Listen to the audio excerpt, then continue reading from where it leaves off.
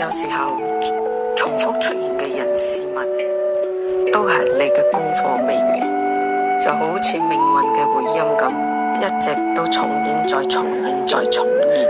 呢個唔係巧合，你嘅生命裏有一啲嘢未學曉嘅時候，嗰個課題就會提醒你，你需要再修煉。物於有云，一切嘅眾生定為你嘅菩薩化身嚟度你。你遇見嘅每一個人事物，都係你嘅命運為你安排嘅一面鏡子啫。